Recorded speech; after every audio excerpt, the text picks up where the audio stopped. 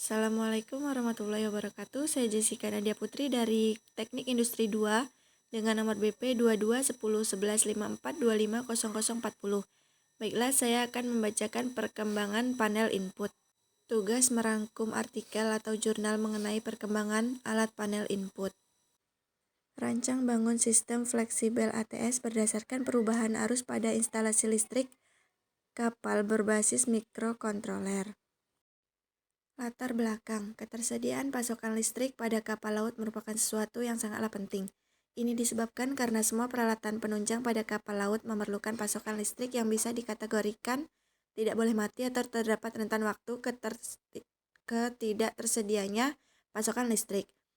Ketidaktersediaan pasokan listrik pada kapal laut, apalagi kapal laut yang sedang beroperasi, sangatlah fatal. Untuk mengatasi masalah ini, maka di dalam kapal laut secara umum telah disediakan 5 mesin listrik, 3 merupakan generator, sedang 2 merupakan motor yang menggerakkan baling-baling. Ketiga generator itu dibagi menjadi 2 generator utama, digunakan secara bergantian ketika kapal beroperasi di laut. Sedangkan 1 generator berlabuh digunakan pada saat berlabuh atau berada lama di dermaga atau pelabuhan. Guna menunjang proses kegiatan dalam perkapalan sangat dibutuhkan akan daya listrik, baik untuk penerangan maupun kebutuhan lainnya. Pengetahuan dan kemahiran seorang teknisi elektrikal dalam menangani kelistrikan merupakan salah satu cabang ilmu pengetahuan yang memang memegang peran penting dalam kelancaran proses kegiatan di kapal.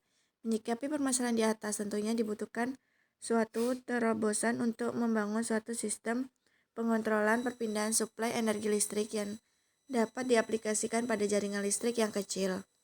Tujuan penelitian untuk membangun suatu sistem pengontrolan perpindahan suplai energi listrik yang dapat diaplikasikan pada jaringan listrik yang kecil. Metode penelitian. A. Prosedur. Bagian ini akan menjelaskan langkah-langkah perancangan perangkat yang akan dibuat. Pada bab perancangan ini akan diterangkan 3 bagian utama, yaitu perancangan perangkat keras dan perangkat lunak, serta deskripsi kerja yang akan dijabarkan dalam bentuk flowchart serta ringkasan secara umum. B. Perancangan perangkat keras. Pada perancangan perangkat keras ini akan dijelaskan mengenai rangkaian kerja sistem seperti power supply, rangkaian sistem kontrol otomatis, dan rangkaian sistem kontrol manual, juga rangkaian indikator yang nantinya akan diterapkan. C. Perancangan perangkat lunak. Pada subbab ini akan dibahas mengenai perancangan perangkat lunak yang menunjang perangkat keras. Adapun program yang digunakan adalah Arduino IDE yang digunakan khusus untuk mikrokontroler, Arduino Uno R3 produksi, Arduino Development, dan Code Vision AVR yang digunakan khusus untuk mikrokontroler AVR. D. Deskripsi kerja. Kondisi otomatis adalah suatu kondisi di mana pengoperasian kontrol ATS dilakukan secara otomatis. Pada sistem ini, mikrokontroler akan menjalankan switching sumber listrik berdasarkan hasil yang dibaca sensor AC8712. Adapun urutan kerja yang harus dilakukan untuk menjalankan kontrol secara manual adalah sebagai berikut. 1. Posisikan selektor switch pada posisi otomatis.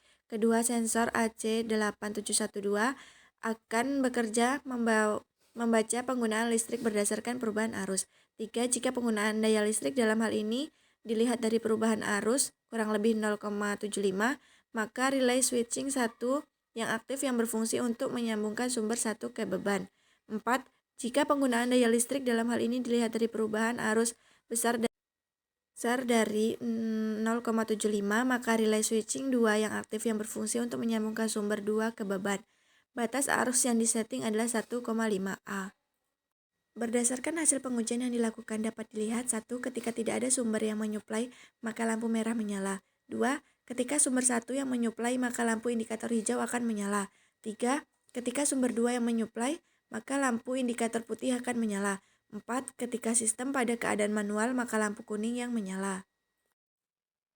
Kesimpulan, 1. ATS ini bekerja dengan otomatis sehingga bisa memudahkan kerja operator atau pengawas daripada alat ini.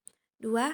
Mikrokontroler merupakan media alternatif dalam pengendalian peralihan suplai listrik oleh ATS dengan biaya murah. 3. Arduino IDE dan Code Vision AVR dapat digunakan dalam pemrograman ATS.